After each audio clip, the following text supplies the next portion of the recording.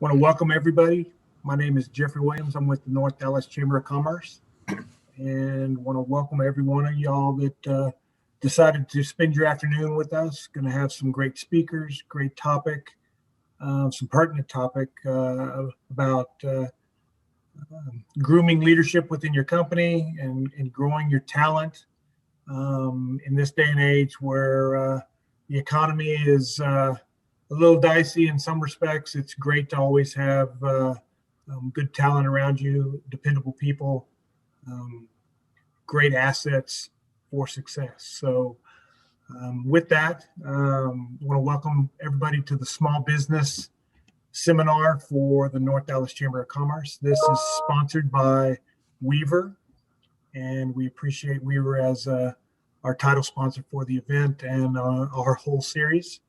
I want to also thank our small business committee for all the work they do behind the scenes to prepare programming, seek out speakers, topic-driven madness, if you will.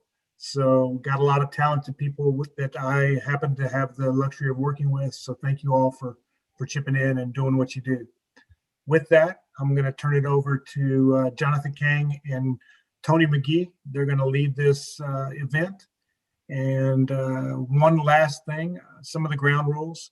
You're more than welcome to put any questions in the chat. This is a smaller group right now, so if it's a great question, if it's pertinent to what they're talking about at the time, I think they'll probably ask you to unmute and ask your question yourself, so we have some dialogue with our audience. So don't be afraid. And with that, take it away. Thank you, Jeffrey. Thank you, everyone, for being here. This is part 2 of a series of seminars that we've been putting on over the last several months. Is our Business Continuity 101 series. We had one several months ago. Some of you, if you were present at that one, will recognize Brad Kaufman, who participated in that. And we decided on this occasion to focus on one aspect of that topic, which we thought was very pertinent. And that's really focusing on the people within your organization to ensure longevity and carrying forward the mission. We've called it Nurturing Your Successor to Succeed. And we're putting this plan in action because instead of just having me as the moderator, which we've had in the past, we're having co-moderators. Jonathan Kang has kindly stepped up to share the duties. And so what I've tried to do, because I've done this several times already, is to hand it off to him and work with him, mentor him, coach him, let him take the lead, and in the hope that people like him can take over these duties in the future. Jonathan is an exceptional person, by the way, and I've had my eye on him for a long time because we see him in the meetings, we see him on Zoom, and he's a very articulate, very intelligent, very dedicated member of the chamber. So I was delighted to have the opportunity to work with him, and he's really stepped up and taken hold of this process. And I'm happy he did. And, I may just throw him a wobbler later on and just sit back and let him take the whole thing. He's gonna disconnect and whatnot. But we'll see. So I'm Tony McGee. Some of you probably met me already. I'm a lawyer. I'm the managing member of my own law firm, McGee Legal PLC. Launched that law firm a couple of years ago, and I have an office here in North Dallas. And I previously worked downtown for 25 years in various law firms. McCool Smith, some of you may have heard of, and Gruber Hurst Johansson Hale Shank, where I was the head of the IP section, intellectual property section. And before that, I was actually a barrister in London for 10 years. So, I've done a lot of legal stuff. Started practicing law almost 40 years ago, which is kind of frightening to think about. So my sweet spot is commercial litigation with an emphasis on intellectual property disputes. And this is my 3rd year in the chamber, and I'm working with the ambassador committee, and I'm obviously also working with the small business committee. So I'm going to ask Jonathan to introduce himself. Awesome. Well, thank you, Tony. Again, my name is Jonathan Kang. I'm actually a financial advisor with Edward Jones. I've been a member of the chamber for almost 2-3 years now as well. Prior to getting into the financial services industry, I was an educator, a teacher. And in that, I am part of the education committee here at the chamber as well as the small business committee. I'm very excited to co-moderate this, and I want to just, I guess, begin by summarizing kind of our agenda of like the 3 main points that we're going to hit today, and then Tony's going to introduce our really great group of panelists. So, the first, I guess, point is of the vital role that people play in your business and how you develop talent around you. The second point, what are ways we can protect our people to ensure continuity of any unexpected events? And lastly, ways that developing your people feeds into business continuity. And so, Tony, why don't you introduce our panelists? Thank you, Jonathan. So first of all, I'd like to introduce Cheryl Orr. Many of you recognize Cheryl. She's a very dedicated member of our chamber. She's been a co-moderator in the past, and she's participated in programs that we've done. And I'm delighted that she's going to take center stage with this one, because this was really her idea, and I thought it was a great idea. So we're glad to bring it to fruition. Cheryl has been in the field of human resources for over 25 years, although you'd think that she was a newbie just looking at her. But she started life in Virginia, right? Yes, they did. Yeah, in Virginia. And she has worked in the field of human resources for 25 years, in the context of a small business, at a university, in local government, in both Virginia and here in Dallas. She used to work for Dallas Area Rapid Transit, retired from that, and then went into private practice. And when she worked for the city of Dallas, she established its ethics and diversity program. So she has a lot of experience of training. She's a prolific trainer and consultant on a variety of workplace topics. And she's trained throughout her career in the field of diversity and inclusion in the workplace. She established her own firm a couple of years ago called Insight Human Resources Partners, which assists businesses and organizations with any human resources issue that might occur. And her mission is to provide HR experience in order to support the success of her client organizations. She's a graduate of Rutgers. I know she's very proud of that. My daughter is a freshman at Rutgers, so that's a nice connection we have. My daughter's been dealing with snowstorms and inches of snow and ice for several weeks, so she's an old hand. We've just been experiencing it recently, just for a short period. I don't think they've had any 70-degree temperature swings in New Jersey lately, so that is one of the advantages of being here in Texas. So after Rutgers, Cheryl is currently a doctoral candidate at SMU in the School of Education and Human Development. And she loves the field of human resources, and she's taught personal practices at the university level, as well as re-engineered the human resources officers of several companies that, let's just say, they needed a facelift or at least an injection of Botox.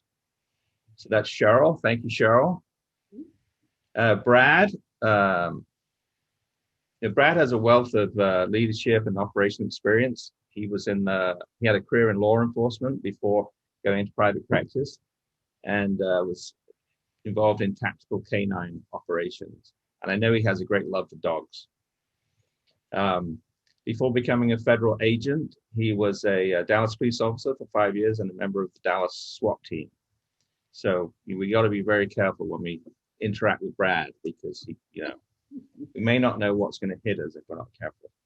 So, Brad, he looks like a very mild-mannered person, and I know he is, but, he was able to master the art of negotiating at gunpoint with positive results for him and his teammates. So he is a very canny individual. His command presence, along with both of his police canines, ensured that his teammates and citizens across America remain safe. So thank you for that, Brad. So he's taken those negotiation skills and command presence to have impactful conversations with business owners who are looking for exit strategies, continuity of operation planning, and strategies to provide wealth. So you can see how Brad's outlook and Cheryl's outlook are going to mesh pretty well in this seminar. So Brad's company is called Valhalla Business Brokers. He may tell you what the significance of that is later if he gets a chance.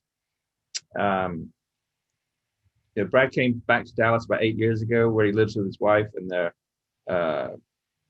their family. He's involved with Make-A-Wish and the Akron Children's Hospital Burn Center in Akron, Ohio. And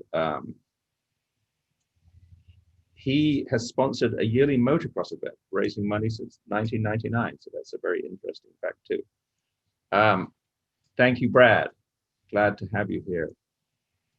Joe Guerrero. Joe Guerrero is a commercial agent with IBC Insurance Agency. IBC stands for International Banking Commercial. Is that right? International Bank of Commerce. Bank of Commerce. Yeah, International Bank of Commerce. And so IBC Insurance Agency is the subsidiary that he works for. It's a full service agency with access to hundreds of carriers nationwide, operates in Texas and Oklahoma markets within the IBC's network of branch locations. And IBC provides all lines of commercial insurance, policies, bonds, healthcare coverage, and workers' comp, along with personal coverage for home and auto. So Joe has a background in financial software sales to the investment banking and private equity marketplace through industry leaders such as Donnelly Financial Solutions. And he's focusing his efforts on cyber insurance and risk management solutions for IT and software development communities here in Dallas-Fort Worth. And he's going to be focusing, as you can probably imagine, on the insurance aspects that Jonathan alluded to earlier. He's got some interesting information for us about that. So that is our panel. It's great to have them. We're very lucky to have them. And let's get on with the main course. If you have any questions, put them in the chat. If they're pertinent to what the panelists are telling us at the time, we'll ask them there and then, or we'll save them to the end. And if we have time, we'll have a short Q&A at the end of this. So I know you've heard me talking a lot, but apparently according to our agenda, I go next. So I'm going to ask the first question. And this is to everybody. We're going to give you each about 3 minutes if you need that long to address this. And if you want to say anything else about yourselves as you introduce, start your answer, please do that too, because I didn't really have long to introduce you. But the question is, with everything that a business owner has to do, and if you have your own business, you know that it involves everything. Tell us briefly why it's important for a business owner to take the time to step back and put the effort into nurturing their successor. And we'll start with Cheryl. Yeah. Well, I think it's very important to think about growing people in whatever role you see them in your company. So, lots of people are exiting the workplace. There's all kinds of articles that are talking about that, but not just exiting the workplace, who are selling their businesses, who are leaving their businesses because they're now ready to retire. So what we're hoping, and certainly from my perspective, from a human resource perspective, is that you look at in your organization prior to and well prior to your exit and begin to determine what kind of folks potentially can be your successor. In the world, actually, the private sector has done a great job of creating succession plans. And that's really what we're going to be talking about, that the ability to have folks help you manage your company with potentially the idea that they will ultimately become the COO or the CEO of the company is what young people are looking for. But it's a process that you have to go through before you can get them ready, as we all know. But by doing that, your company thrives, creativity and innovation abound because you need that in this day and time. Companies have to be flexible, they have to pivot, they have to do all kinds of things. Ask folks right now who are trying to do business in this day and time, the changes that they have had to make as a result of just COVID, but anything that could happen. So when you have folks who are smart, who are motivated, who like where they work, all the things that we call employee engagement, they are engaged in the workplace, then those are the kind of folks that we want to start looking at in terms of coming in, developing them for leadership. And finally, we want all our businesses to grow and survive. And so I strongly recommend that you think about a succession plan for your company, and hopefully we'll talk about that a little bit later. Yeah, that's great. Brad, I'm going to ask you the same question. Let me repeat it. With everything a business owner has to do, why is it important to take the effort to start thinking about nurturing your own successor? Any given time, Tony, tragedy can strike a company, either with personnel, infrastructure, like we saw with the tornado of October 2018. North Dallas Chamber of Commerce was hit. A plan was in place. Nobody probably ever thought that the chamber would be hit, lose continuity of operations. But within the continuity of operations also exists a succession planning with grooming, much like Cheryl said, and we're all familiar with, grooming from the ground up on the first day, much like the military does. My business partner, career military, was pushed, was encouraged, was instructed to go to advanced schools where he became promotable to a one-star general. Now, is the military similar to corporate America or private America if we're not in the corporate world? I think very much so. And much like you all have heard me mention the Marriott family, being close to that family when I was in Maryland, I saw the inside workings and I saw how the Marriotts treated each other, from the sons, the daughter, to the legacy of Bill Marriott. And his own son even said to his father, I really don't want to be in this business because it's not me.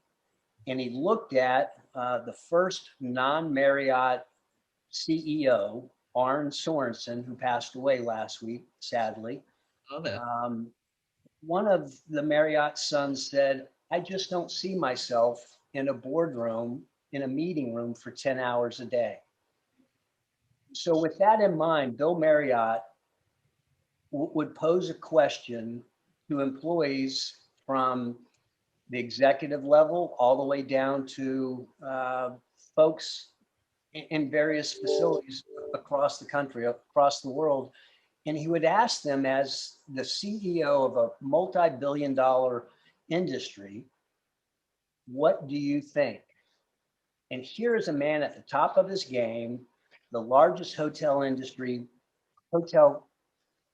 business in the world, but he has the grace and the humility to ask somebody at the front door, what do you think?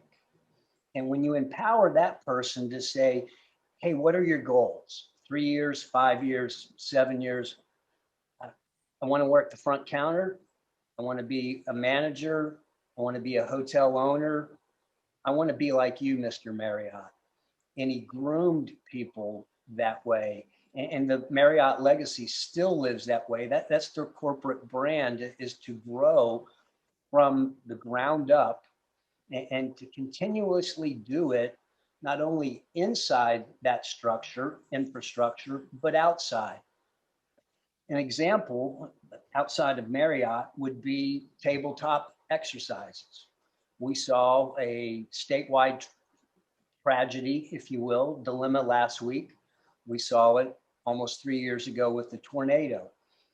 How do we respond to events like that? Well, we get outside training put on by outside vendors. That training probably is more applicable to someone really grasping that ability to see the value of any of us coming in and training that cadre, or the training coming from within. Much like we spoke about prior to going live, do we promote within, or do we find that subject matter expert a CEO, COO, a CFO outside that comes in with a fresh perspective, a career of HR development like Cheryl. Phenomenal people making phenomenal successes, but with that, having a communication plan that is understood by all so that it's challenging, but at the same time, people see the relevancy of it's not just a job or I just work here. We all have to wear multiple hats. If an employee says, I just work here, either an attitude change has to take place because they're probably not good for upper management or even middle management. The person that says, I work here, I enjoy being here, I look forward to coming to the office, and I don't necessarily look forward to leaving because I like what I do. I'm surrounded by people that want to make this successful, and I have ownership in my job, from the janitor to the front counter, to the receptionist, to the business owner, to my business partner, or to any of you all. We all have ownership in what we do, so that when it comes time to exit, sell, step down either intentionally or unintentionally because of health reasons, people are in place to replace me. And much like the background that we're seeing for Omega Hashaway, I want to be able to go to the beach for a month and have people step in and replace me. And I don't have to worry about this. I can set it down because I know that I've groomed the right people to take over and to say, we miss you, but we don't need you right now. Thanks, Brad. And before I get to Joe, I wanted a follow-up question because you used the example of Marriott. And of course, Marriott's a huge company, as you say, biggest in the hospitality industry. And we're focusing today on small business. So I'm assuming, and maybe you can elaborate on this, Cheryl, too, that those imperatives that you talked about are even more important when you have a small company with maybe one or two people at the head leading to make sure that you have a succession plan in place. Yeah, all I have to say is I've heard Brad talk about, I know the Marriott story, and clearly their process, their way of creating succession is one that can be emulated anywhere and should be, in fact. So, any other thoughts, Brad? A couple of things, and they're really just short quips. You all have heard me, and Larry has heard me over the last 2 years say, operate outside the envelope, get off of the X, burn the ships, like Cortez said to his sailors in 1592 when they landed in Central America. Do something extraordinary, don't be ordinary. And that's where successful companies like Marriott have succeeded inside with their processes, their techniques, and the most important element, as we all know, the personnel. Okay, thanks. Okay, Joe, I'm going to ask you the same question. Why is it important for a business owner to think about nurturing a successor? Well, thanks, Tony. And I'm invited into this panel coming from an insurance perspective, but Brad hit on some really good points, talking about the unforeseen, the catastrophic, and so that's falls within my wheelhouse of coverage for our businesses. Where we have a direct relation to this particular topic is in the same way that companies are insuring their property, their processes, their equipment, their vehicles, all of those type of things. And when it comes to succession, you're also thinking about how do we ensure our executives, our key personnel. And there are specific coverages and policies that are related to that are used for business owners, also for board of directors with larger companies. And I'll go into a little bit more in depth in that later on in the presentation. But that's something that companies think about, adding that to the plan with everything else that you're trying to protect. You also have to think in terms of your people, your internal resources as well, not just the software, not just your your IP brand. Think about your executives, like your operations manager that built your internal systems that you can't live without. Those are people too that you can provide a layer of insurance protection to, and that can transfer. That can transfer in a succession program, or even if it's going to the company's going to put itself up for sale. I can comment on some areas on that as well, but it goes hand in hand with what Brad was talking about, of that type of planning, and having that insurance plan in place is something that a business owner has to think about, especially in 2021 in the environment that we're in today. Okay, great. Thanks, Joe. And we'll get into that in a lot more detail later, but thank you for laying that out for us. So I'm going to pass it over to Jonathan. He's got a question he wants to put to our panel members. Yeah, thanks. And, thank you guys for kind of giving a glimpse of kind of the bigger issues that we can definitely dive into as well. So Cheryl, let me actually ask this to you. You've had a long career in human resources. You've probably seen a bunch of different types of leadership styles, a bunch of different types of traits and peoples and whatnot. What is the business acumen one needs to provide leadership to a business? Great question. So I think you have to look at the skills of an individual throughout your organization. I should say individuals throughout your organization. You want to look at the skills, the abilities, and the knowledge. And you want to review that with each of them, and the kinds of things that you're looking for in terms of succession is they have to have some financial literacy. I don't care who they are. They may be the best salesperson in the world, but they have to understand the numbers, the finances behind your company. So if you don't know that, then you have to learn that. They need to understand the organization or the business per se. What are we in? What are we supposed to be doing? What are we selling? Why are we selling it? They need to understand the organization. They need to have these particular skills. Ability to make what I call sound decisions, where they take in a lot of information and then maybe talk to different people and then make the best business decision that they can. A lot of people get stuck in making decisions because they don't know what to do, or this decision may cost us money. So you have to be able to make sound business decisions. You have to be a problem solver. It is so important.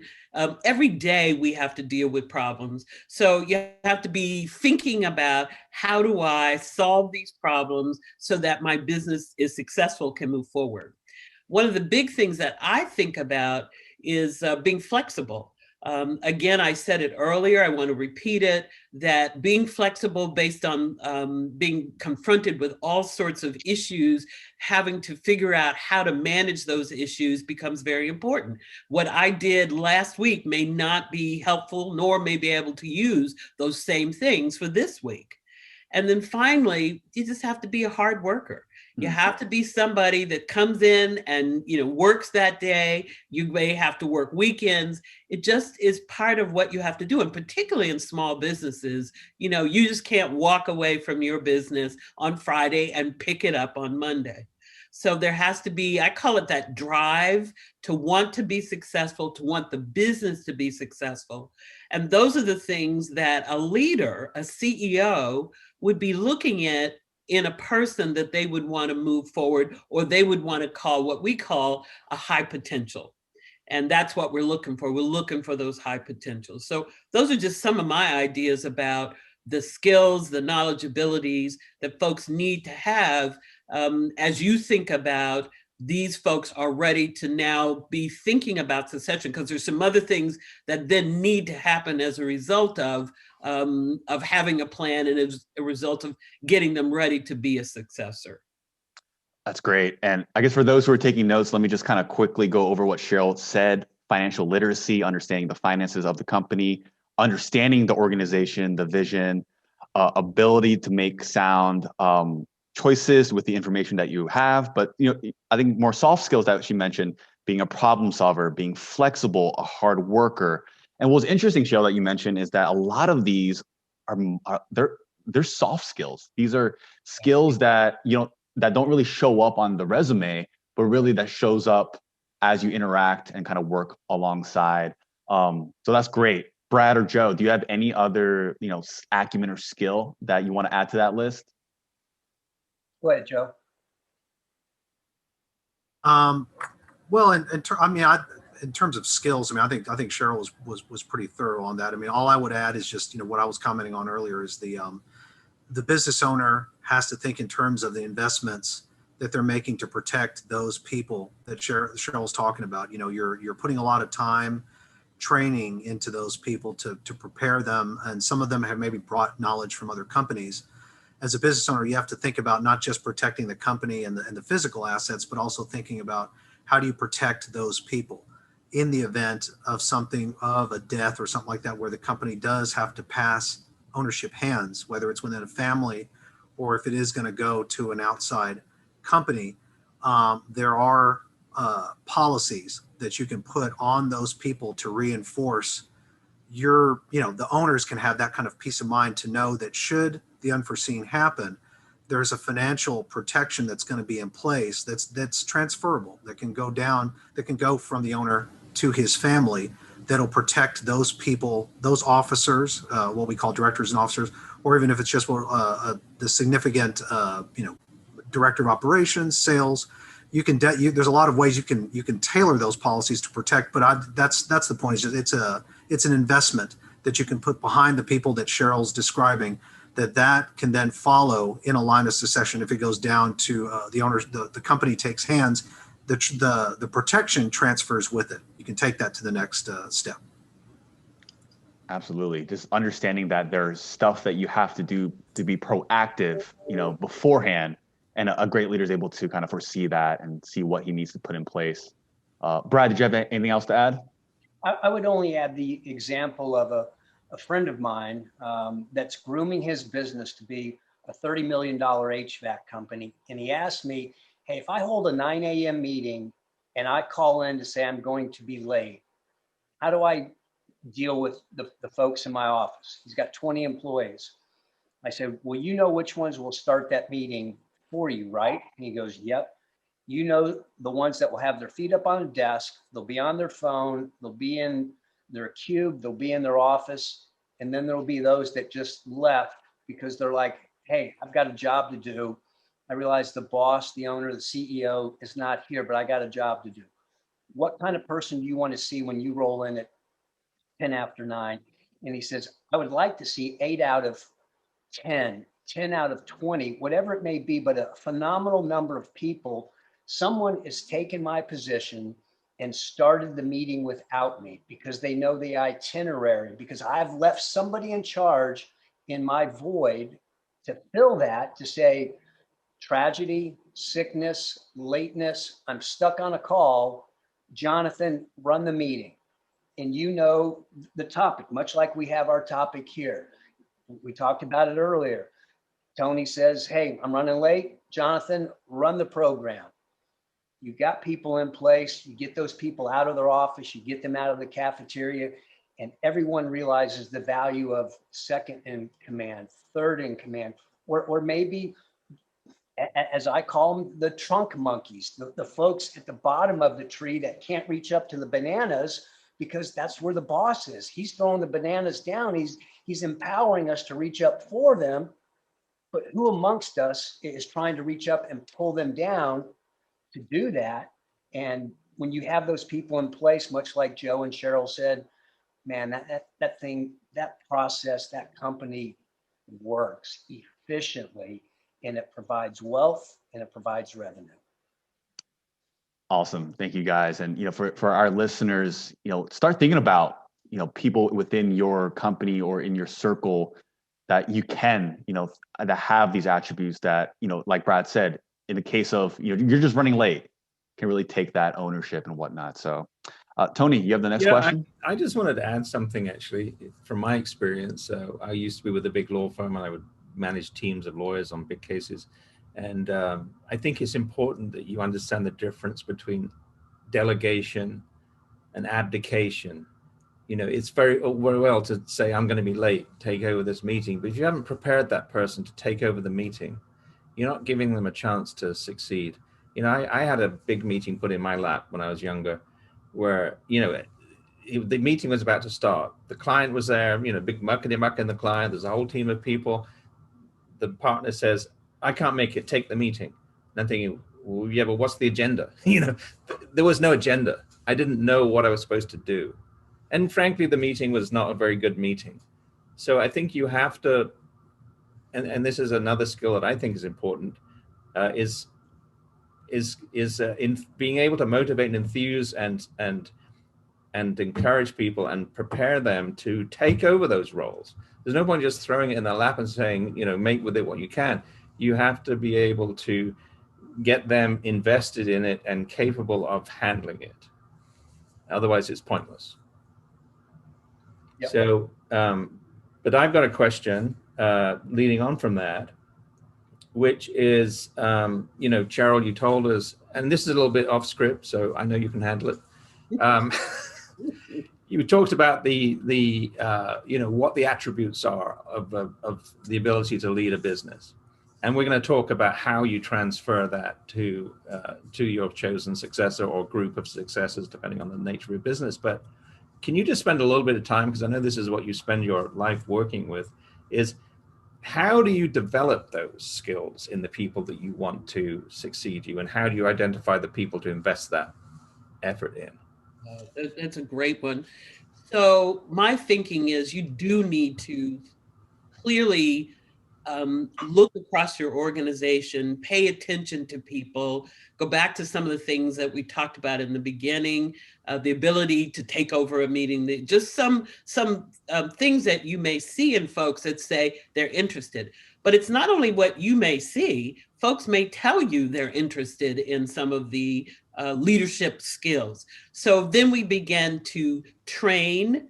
The new words out there are coach, cross-train, so that if they're in, I don't know, finance, they now know what it's like to be in operations, or if they're in operations, they understand finance. I mean, up close and personal, so that you begin to cross-train people in your different departments. And I actually am an advocate for you to do it more specific than, you know, just kind of send them over there for a day. It's really send them over there for a couple of weeks, a couple of months, and let them really understand the finances of the organization. Let them really understand how the organization operates. If perhaps they didn't come in from the bottom, which is the Marriott way, and many of them do come in, but if not, make sure that they understand the company holistically. The other thing that I want to just be really clear about is that we need to be mentors. And the reason we talk about mentor and why that's different from coaching. Coaching is I'm telling you how to do something. I'm helping you do something. But as a mentor, I am sitting down and I'm talking to you about why I made the decision to do that. It is what I call helping with the thinking around it. And this is where young people complain that they don't really understand why you did something. And that's where mentoring helps. So if somebody is meeting with you regularly, is shadowing you, going with you on calls, going with you to the meetings, and sitting with you and being a part of that, the business, they begin to understand why you're making the decisions that you make. And that is really important. That's the piece that's often missing. You have a person that gets hired in, they know the business, but they don't know your thinking around the business, and you're meeting the CEOs, COOs around the business. So again, cross-training, coaching people, training them, and then mentoring them so they know what you're thinking as you build and grow your business. Those are sort of some of my things. And I did have one more thing, and that was to share your seat. To share your seat, which is pretty close to that. When I'm not there, can you just step in, not taking over, but making sure that the company continues to run? Yep. Yeah, and I suppose that what would be really helpful in that respect is, you know, having a clear vision for the company and a clear mission statement, so people can understand what it is. Because you get so wrapped up in the operations, sometimes you lose sight of the end game or the goal. So I think having a good vision statement is good, and so that your organizations adheres to and surrounds and lifts up that vision and that mission, and that guides them. That's almost a sort of an automatic mentor. your companies and your companies nowadays with their business plans are being really encouraged to have a mission, a vision, and values. And values talk about how you're going to interact with each other. And so those things are out there, but often people will say those vision, mission, and values are on paper, but people don't walk the talk. Yeah. And they And you have to can do walk. that though by, and this is what I encourage people to do when I'm in a leadership role or a mentoring role, is to, if you're, you know, when you're deciding whether to do A or B, try and figure out which of them supports the mission or the vision. If they don't support the vision, why are you doing it? There may be a different way to do it. And I think that's an important skill that that is worth developing in your employees, so that they're not rudderless when you say, "Can you take over?" They understand what it is they're supposed to be achieving. I totally agree.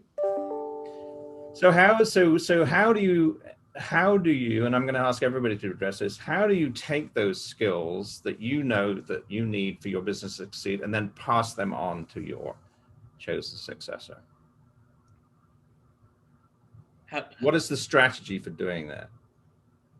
Well, I mean, Brad, if you had some other thoughts, I just sort of the whole training and mentoring and coaching, having them next to you, your seat next to you, so they can see how you, what I think, and this is my last kind of comment about that, what I think is that we think people just learn by either books or go to a class or something like that, but they don't. They have to be next to you. They have to understand what you're doing, why you're doing it, and be able to talk to you about that. And that really is the mentoring piece. And that's why I, besides all the other ways that we impart knowledge, think that mentoring is very important. Totally agree with you, Cheryl. And to add to that, to my previous life, we call them tabletop exercises I remember. and field training exercises. The field training exercises lasted 24 hours. They encompassed everything about tactical operations, from people to supplies to nourishment to communications, batteries going down, radios, equipment failures. How do I take care of my canine?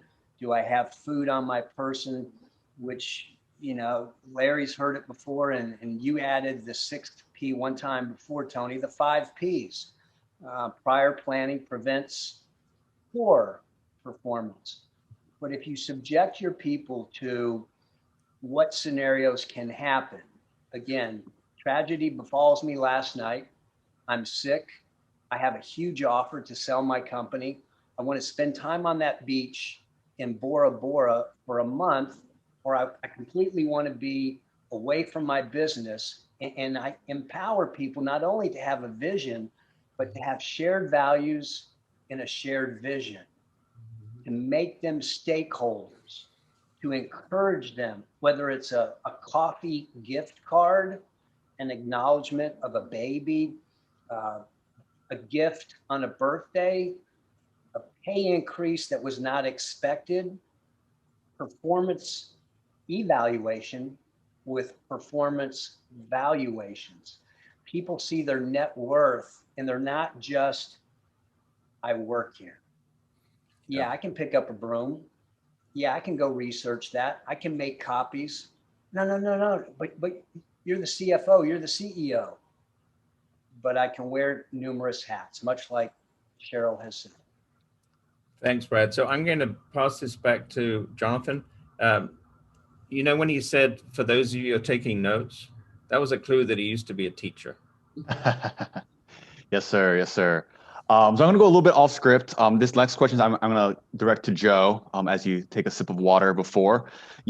Obviously, as a business owner, there's so many things going on. You're going 100 miles per hour, developing your company, your vision, your people.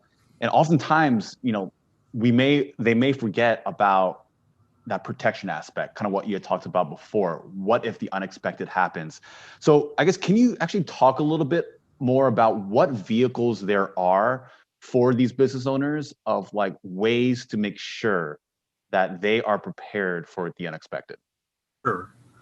Yeah, I mean, my perspective coming into this is, I think as a business owner, I think you have to you hope for the best, but you plan for the worst. And I know Brad's touched on that, and Cheryl's touched on that too.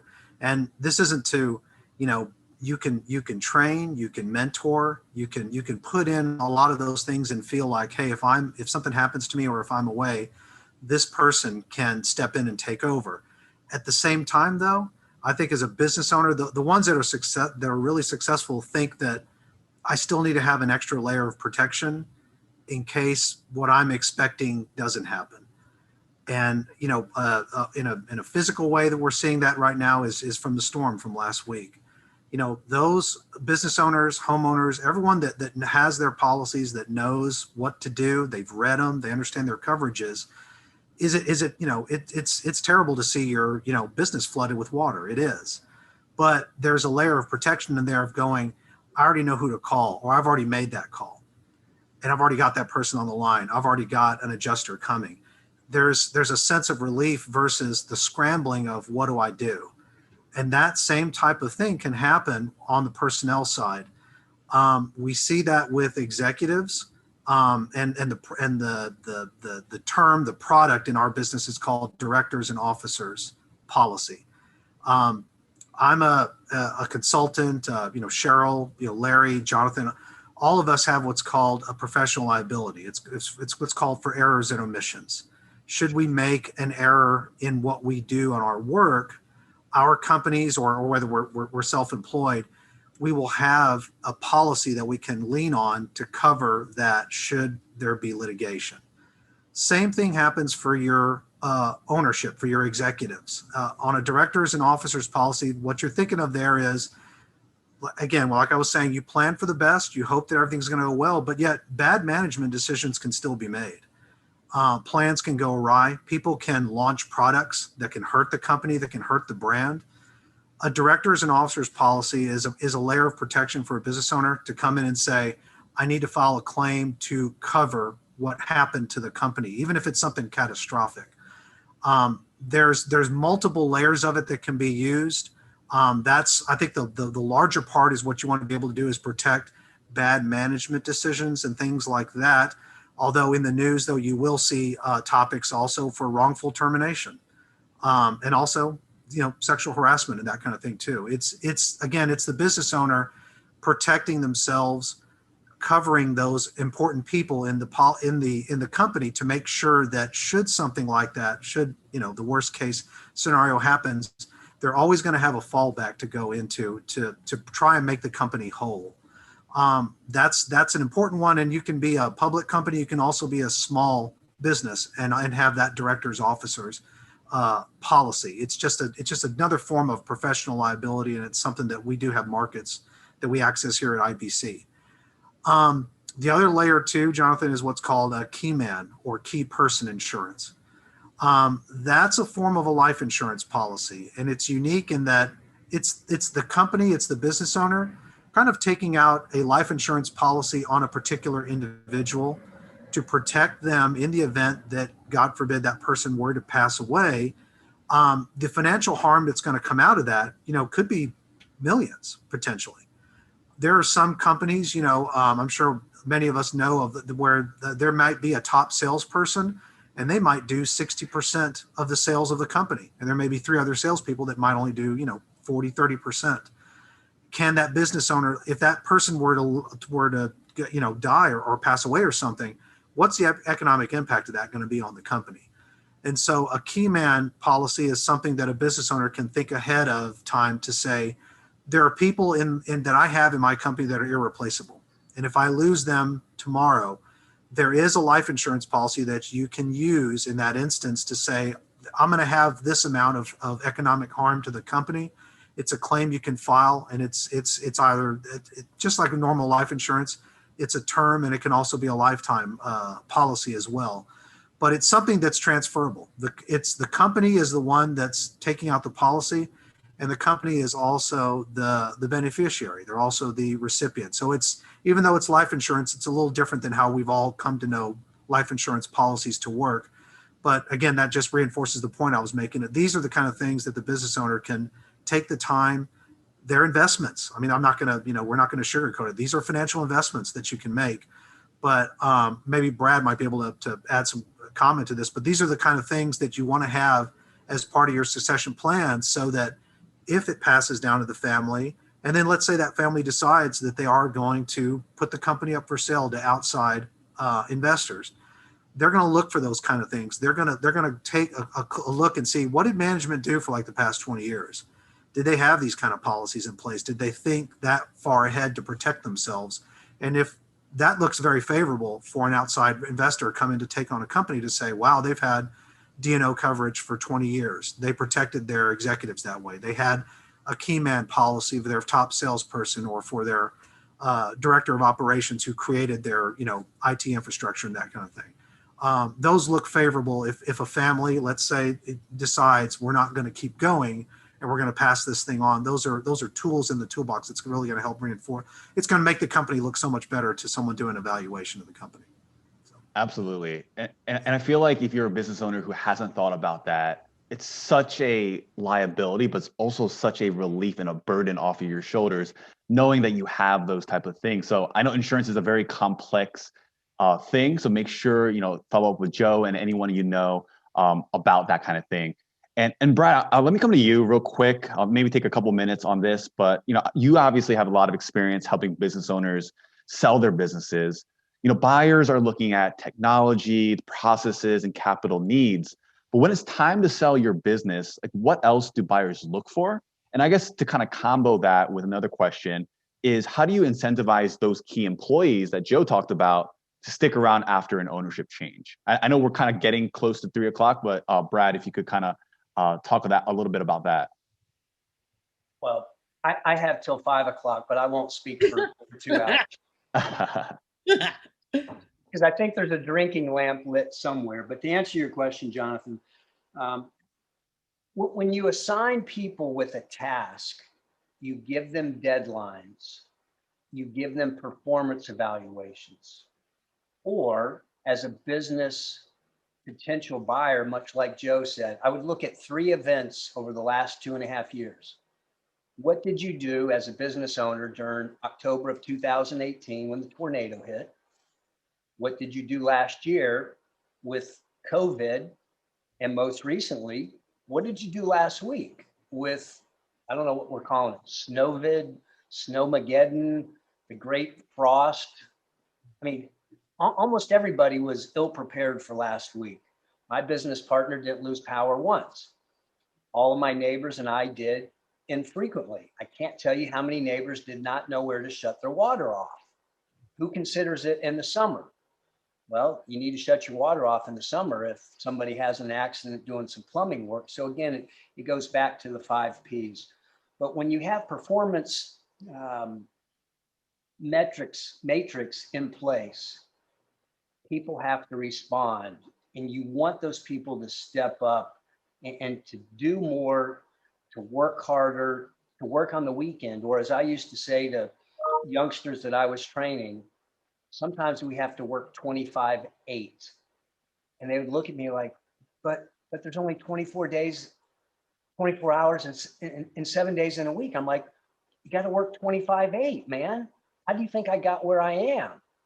So empowering people from day one, and maybe even before you create your business plan, empowering people. And how am I going to do it? I'm going to hire people like Cheryl to be in my HR department, because I want to groom them from day one to year 7 when I sell the business. Maximum value at multiples that are phenomenal. And the other thing real quick, we used an acronym of 30-90-360. 30-day evaluation, 90-day assessment, 360 game plan. 30 days, 90 days, 360 days. Progresses, successes, mediocrities, failures, but they're all deadlines, they're all dates, as opposed to, I just work here. That's great. Thank you, Brad. Thanks, Brad. And my successor has just authorized me to close out the meeting. So thank you, Jonathan. Did a great job. I just want to say, I've done a lot of work with the Boy Scouts of America, and they do a lot of leadership stuff. They do talk a lot about values, vision and mission. And one thing they do talk about, which I think is important, is kind of maybe encapsulating what Cheryl was talking about with coaching and mentoring. And it's called EDGE. And it's an acronym. And it means explain, demonstrate, guide, enable. That's, you can't just throw a project into somebody's lap. You have to explain what the project is. You have to demonstrate how to do it. And then once you've demonstrated it, you guide the person through the task of doing it on their own and tweaking as needed. And then once you think they've mastered it, then you enable them to go out and replicate it on your behalf. And so to me, that is the way of gaining an edge in the HR department of your company, using EDGE. So I think we're out of time. Unless anybody has a question, don't see any questions in the chat. So, and I guess before we close, like I've asked Brad, Joe, and Cheryl to share their information in the chat. I know this was a quick hour. There's a lot more info that they can provide. And so we really want to thank them, but also they're a resource. They are, active members of our North Dallas Chamber. So please do reach out to them with any questions. Reach out to either Tony or myself if you don't know who to ask. But again, this is just a little, nibble of that bigger cookie that we can definitely talk about more further. So, thanks, Jonathan. So we want to obviously thank our sponsors, Weaver, for enabling these sessions to be presented. I want to thank Brad, Joe, and Cheryl for their great wisdom and insights and for being with us today. Obviously, want to thank Jonathan for stepping up, becoming a co-moderator. It's funny, Cheryl says something about, listen to your people, because some of them may come up with ideas. They may volunteer to do something. And that's exactly what happened with Jonathan. He and I met, and he said he wanted to get more involved. And that was music to my ears. And so I grasped that opportunity. And thank you for doing that, Jonathan. We want to thank you, North Dallas Chamber members, for being here and listening. I hope you found it useful. We're going to have some networking after, so please stick around and get a chance to talk to people one-on-one. As always, I want to give a plug to the Small Business Committee. Larry Fusey, our leader, is here, and I'm going to give him an opportunity to tell you all something about the committee and when it next meets. Thanks, Tony. I appreciate it. Thank you very much, panelists today, Brad, Cheryl, and Joe, for your wonderful knowledge and insight. Hopefully it helps a lot of people and spurs on a lot of conversation. Thanks, Tony and Jonathan, for putting this together, all the work behind the scenes to make it a great informative event.